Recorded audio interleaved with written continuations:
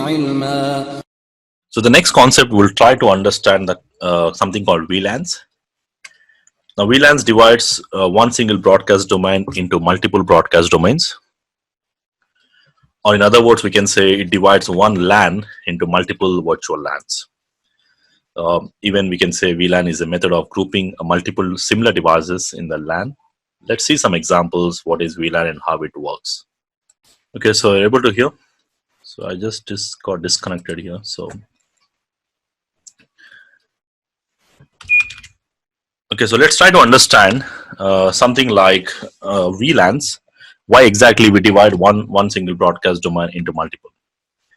So if you take an example in your company, you got multiple departments. Like we got some accounts users, and I got some 50 users in my accounts connecting in the LAN, and I got some 50 users of marketing department, and I got some 50 users of sales department. Let's say 50, 50, 50, just a rough figure, and then 50 users in a finance department. Okay, so my requirement is I want them to be in different subnets so that they should not communicate with each other. So there should not be any communication between them. I want them to be in different subnets. Like what we do, if you want them in different subnets, we assign 192.168 1 dot subnet here, 2 dot subnet here, 3 dot subnet here, 4 dot subnet here, or even you can use subnets. Subnets are like subnetting. With the help of subnetting, you can also divide one C class into multiple classes. You can do that. So we're not getting into that. So let's just assume these 4 departments are logical in different subnets, different networks. So now my question is, what happens when a computer sends a broadcast request? So which means now this computer is send out a request, maybe an ARP broadcast, requesting that, hello, I want to send an information from this MAC or 1.1 to 1.4. Now, you know, ARP broadcast, we discussed that. Or maybe it can also be a MAC address, or if the destination is unknown, or maybe a flooding broadcast done by the switch. Now the switch will receive the packet. It may be ARP, or maybe let's assume the PC already know the MAC addresses. Now the switch is going to check the destination MAC address, and this destination MAC address is unknown. Now what it is going to do? Broadcast out of all the interfaces. Now my question is, as this broadcast request is coming from one dot network, and I'm assuming each and every department is having 50 users, total 200. Now the broadcast request coming from this PC, is it going to reach only the remaining 49 devices within the same department or within the same network? Or the broadcast request is going to all the remaining 199 devices, irrespective of the network, whatever it is it going to everyone, or is it going to specific department? Now the answer is, it is going to all the remaining devices. Because generally when the broadcast happens, these are layer 2 broadcast, means this actually happens based on the MAC address, where the broadcast will be sent to all Fs. And irrespective of the networks, the broadcast request actually goes to all the devices. So which means in my network, let's say I got 200 devices, and if one device generates a broadcast, the broadcast goes to all the remaining 199 devices. Because this is complete is one LAN. This is one LAN only, right?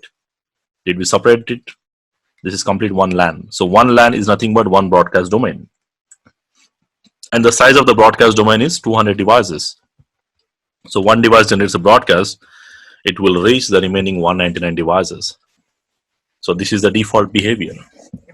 So the bigger the size of the broadcast, bigger the size of the LAN, the bigger the size of the broadcast domain. Of course, the more number of devices we have, the more broadcast may occur. Maybe for the first time, but still, this is the problem. Now the problem here is, if one device generates a broadcast, it will go to remaining 199 devices. This will increase the number of broadcasts.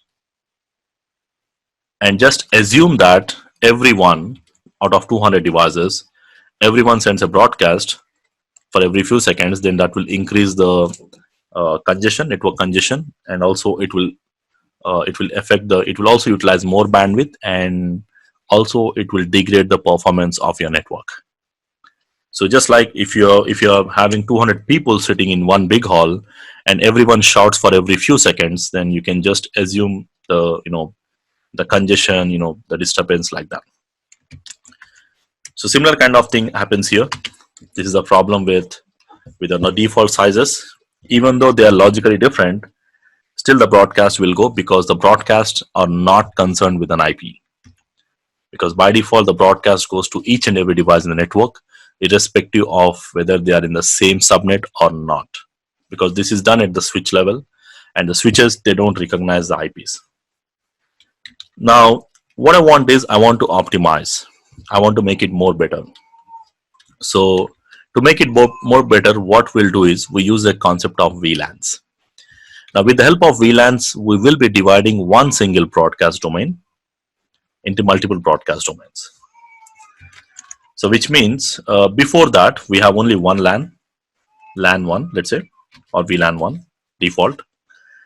And we are making everyone, like accounts, marketing, sales, HR, everyone, we are just making them, everyone sit in one big hall, no partitions, no cabins, no separation.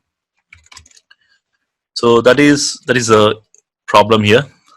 Even though this is 1 dot network, this is 2 dot network, even though when the accounts guy shouts, the broadcast will go to everyone, basically marketing, HR, sales, maybe they cannot communicate because they are in different subnets, but still the broadcast hits that particular port, hits each and every port, just like you go and knock the door, but you don't talk to him. So what I want is, I don't want these things. So what we'll do is we divide them into cabins. So what we are doing, we are dividing one broadcast domain or one LAN into multiple LANs, multiple virtual LANs, or multiple broadcast domains. Now, once you make these separate cabins, now if this device generates a broadcast, the broadcast goes within that cabin. Just like if an accounts guy shouts, basically that whatever he is saying, basically that will be restricted to that particular cabin. So now if this guy generates a broadcast, the broadcast will be restricted to within that particular domain, within that particular cabin. And that's what we are doing here. So with the help of VLANs, what we are doing is we are dividing one single broadcast domain into multiple. Like we are making separate VLANs, virtual LANs. So technically we call them as VLANs. VLAN, you can use numbers normally, like VLAN 10, VLAN 20, VLAN 30, and VLAN 40, like that.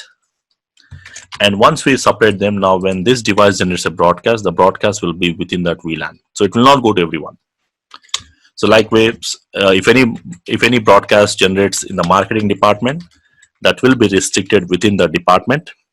Similar way, any broadcast in the sales department will be restricted only to the sales, and any broadcast in the finance, it will be restricted only to that particular department. So whatever the unicast, broadcast, multicast packets which was initiated within that particular one computer, it will be within that particular VLAN only. So they will be forwarded and flooded only to the end stations, only to the end devices within that VLAN from where the packets are coming. So whichever the VLAN the packets are coming, it will go only to that particular VLAN. So what is the benefit here? It will limit the number of broadcasts. If you see the difference here, before when we took the example of without VLAN, the broadcast was going to 199 devices, but now it is restricted to only remaining 49 devices within that particular VLAN. Minimize the number of broadcasts. In turns, it will improve the performance of your network as well as it will add some security also, where generally the broadcast packets are not sent to other departments, because sometimes you want some sensitive information should not be sent to any other departments. So there is a possibility that an attacker, they can use some kind of sniffing tools or packet capturing tools to capture those packets. So this way we can completely separate logically with the multiple departments. And probably in the designing wise, when we design the VLANs, we generally design in this way, like different departments in different networks, so that no communication. Because normally why we make them in different networks? so that no communication, but they are sitting physically on the same LAN. So physically they are part of one LAN before VLANs. Now what we are doing is we are logically separating them in no broadcast also when we create logically separate LANs. So when we create separate VLANs, like I'm saying VLAN 10, VLAN 20, VLAN 30, VLAN 40, now even there is no broadcast. Before that, even though there are different subnets, they are part of one LAN means broadcast still happens within the LAN. So no broadcast also. So no broadcast will help, that is with the help of VLANs, minimizes the number of broadcast within that network. So this is a typical design you need to follow. Different departments, different networks, also different VLANs.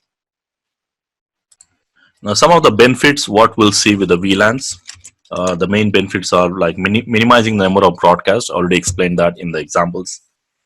Because when you minimize the broadcast, like the broadcast is going to remaining 49 devices within that VLAN, that will minimize the broadcast. Means the flooding of the packet is limited only to that particular port within that VLAN, and this will ensure that the broadcasts are not being sent to any other VLANs. So basically, these broadcast packets goes within that VLAN, that will minimize the number of broadcasts. Also, it will improvise the network performance, reduces the network congestion, because most of the unnecessary traffic will not be allowed. Just like unnecessary traffic means, in the sense, let's say accounts guy wants to talk to another accounts guy, but if the destination packet is unknown, then basically the broadcast is going to all the remaining devices if there is no concept of VLAN, right? So which means even though the remaining 49 devices within that VLAN are supposed to reach, but still the remaining 150 devices are still receiving the broadcast. So that is like unnecessary traffic, because this will impact the performance of your network normally. Also, it will impact the bandwidth utilization as well, and also the processing overhead, because each and every switch has to process those broadcast packets and they have to forward it to the next switch. So that will again unnecessary resources utilization normally. So that will reduce, because when the resources are properly utilized, it will reduce the cost, because we are making use of more efficient use of your bandwidth as well as your links as well as the CPUs, the devices. Means you don't need to really upgrade the devices if you can optimize your network in a better way. At the same time, it also provides some kind of security, because let's take an example here. In terms of security, we have this example. We have a faculty team, and we got a student team, as well as we got a guest users, let's say. And I want to make sure that this faculty team or the guest users should not be able to access any of the resources or any of the devices of the faculty. Okay, so the groups having a sensitive data, like here in my example, it is the faculty team. Faculty team should be separated with the VLANs from the rest of the network. Okay, so the faculty computer should be separated from the students also. So you can make different departments to be in different VLANs, so that the sensitive information should not go from one department to another department, or it can be from accounts to sales, like that. So it also adds some security